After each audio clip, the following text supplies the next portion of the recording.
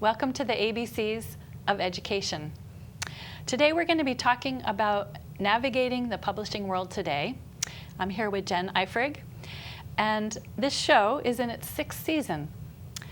And we want to thank Jerry Rankin, who is the producer and director, for asking us to be on this show. If you'd like to send Jerry any suggestions or make any comments about his show, or get in touch with us, you can email Jerry at theabced@yahoo.com. I hope you enjoy our presentation. So we're going to talk today about navigating the publishing world today. Jen, you've done a lot of research on book publishing. Can you tell us a little bit about what the current state is as it changes every minute? As it changes momentarily, yeah. Pretty much every day there's something new. And I can start by saying there are 3 levels of publication. Okay. There are major presses, there are small presses, and there is what used to be called self-publishing. It's now termed indie publishing. Okay. Indie publishing. And pretty much they're self-explanatory. Big press is a big press. There's about 6 of them. Most of them are in New York, almost all of them. And those are the ones that that the authors are featured in Barnes & Noble, and they have their own displays when you walk in the door. They're the ones that once upon a time you used to see advertised on television. Now you see advertised on YouTube. They're what you think about when you hear New York Times bestseller normally. Okay. Okay. Then there are small presses. These are, as the name implies, much smaller operations. Nowadays, they're much more common because the advent of digital media and how much easier it is for small press operations to carry books and get them into publication without having the expense of doing offset printing. Most small presses, not all, but most small presses these days, especially the new startups, and there are quite a lot of them, are actually using what's called print on demand. Okay.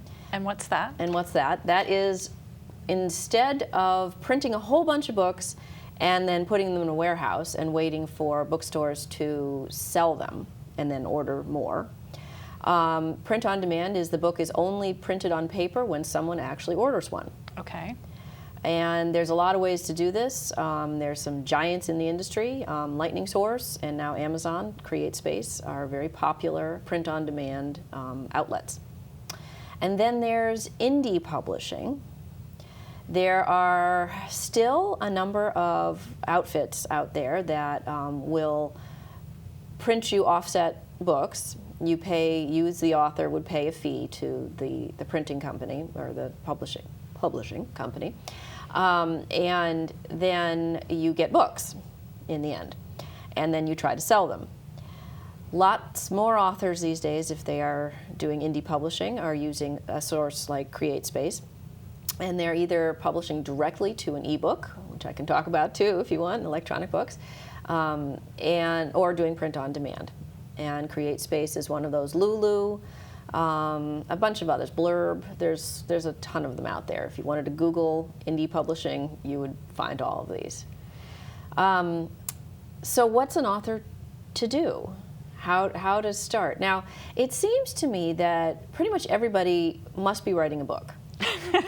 Everyone you know is writing a book. Well, everyone I know is writing a book, but if the numbers are correct, what we hear from large presses, small presses, is that they are drowning in what are called queries, and I know you're going to talk about that. Authors seeking publication. Now, I don't know about you, but most of my friends are writing books because I'm a writer, but a lot of other folks don't seem to be writing, so I don't know who all these people are, but apparently everyone's got a book to write. Something to say. What is that? Everyone has one good story or one book in them or something. Right. Yeah, so what's that author to do if he or she wants to get a book out there? Well, you first of all have to know, are you writing fiction or nonfiction? That should be pretty obvious. Okay. Are you telling a story? Or are you talking about your area of expertise or some other, nonfiction topic? there are different avenues if you're doing nonfiction and versus fiction. I'm not a nonfiction author. Well, I have written nonfiction articles, but not books. So I can't really speak to how that all works, but I know you put together what's called a book proposal as opposed to a query. And you do the proposal before you actually do the work on a nonfiction. Right, Yes. exactly. You don't generally invest the time and all the resources that you need to complete a nonfiction book without actually having Something all lined up and, Right. and a contract. and a contract. Okay. Yeah, that's generally. There are exceptions to every rule, of course. With fiction, I think that's what everybody's writing. Even though more nonfiction books sell than fiction books, which is interesting. That is interesting. Yeah. I think everyone's writing fiction, or that's the books that people are writing, but anyway. Because there you need to pretty much always have to have the entire manuscript finished before you even start looking for publication.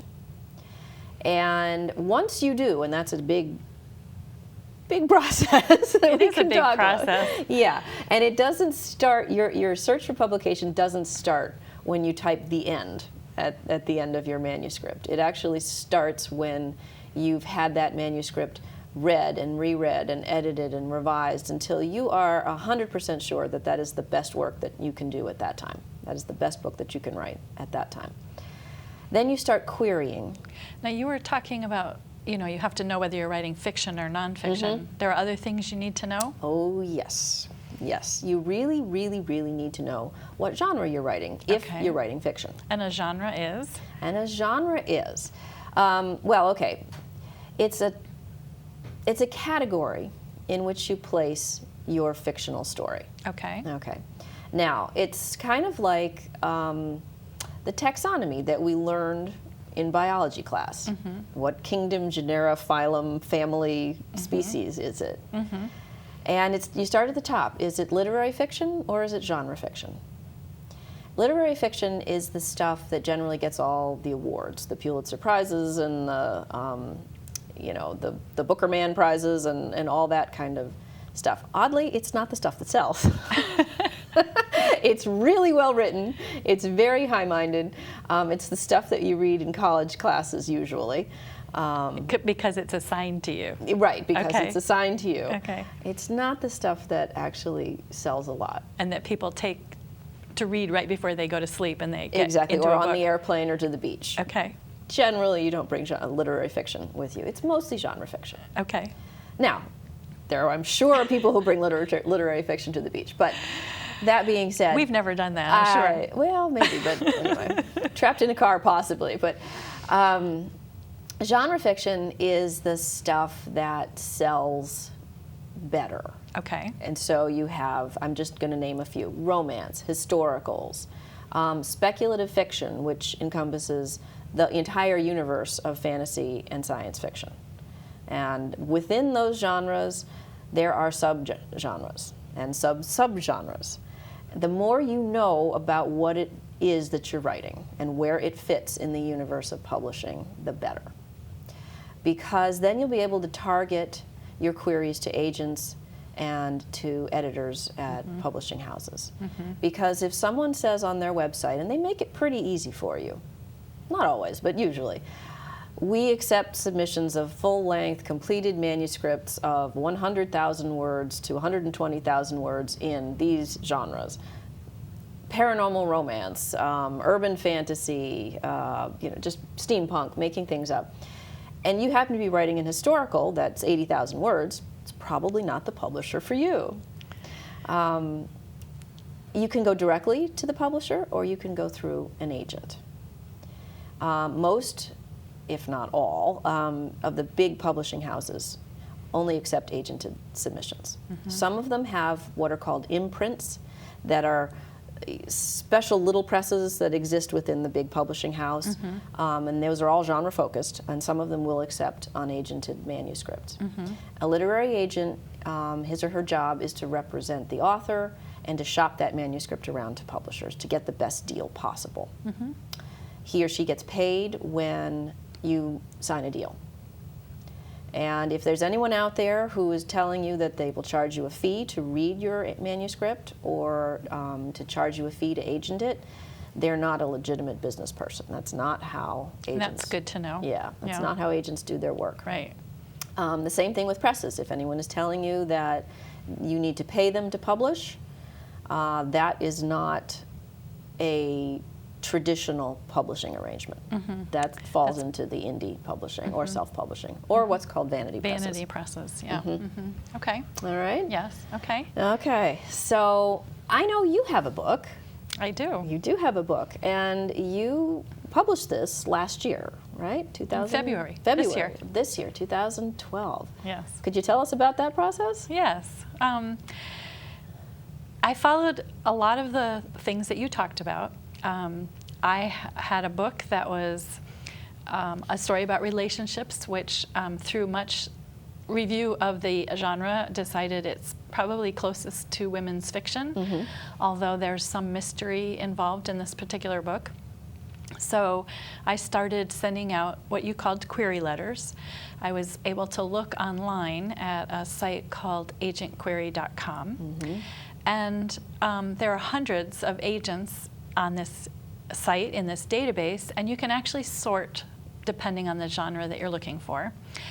And I started sending out query letters, and I sent out query letters for about a year with no one even asking to see my manuscript, which was really sort of hard to deal with. But at that point, I had already started writing a second book, so I was focused on that also. So, and then actually, you were the one who introduced me to another source, which is the Duotrope Weekly Digest.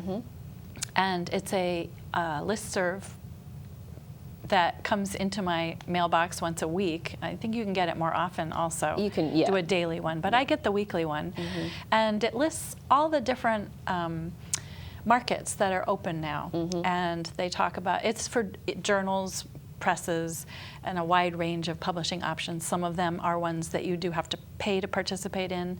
Some of them are, but many of them, and they're all separated out. So you can just look at the ones that are non-charging markets. And some of them are non-paying in that they don't pay you anything. Right. So I avoided those also. And I looked. And then at the end of this email, they also have different specific types of manuscripts that people are looking for. So they may be looking for a Halloween focus, and they're going to do a Halloween anthology or things like that. And so I kept looking through those and finding most of the places that advertise in there that related to me were some of the small presses that you had talked about. The large presses don't put anything in there because they're not looking for submissions. They don't need to. Because they are working through the agents. Right. Which, as I said, I had tried the agentquery.com, and I would continue to look through those and send out letters. And sometimes in the Duotrope, they will list new agents, or there are other places that list new agents that are available. So I would keep sending submissions to that. But in one of the Duotrope listings, there was a request for submission for a mature heroine. Now, my book has a woman who's in her 50s, and I don't know if she's mature, but she's at least older. Right. So I decided, define mature. Right. So I had decided to go ahead and send it off to this particular press. And you send off, as you said, a query letter, which is more of a summary of what your story is about and some information about yourself. And I got a letter back saying they'd like to see my whole document. They would like exclusive looking at it, which meant that when I sent it to them, I couldn't query anyone else or at least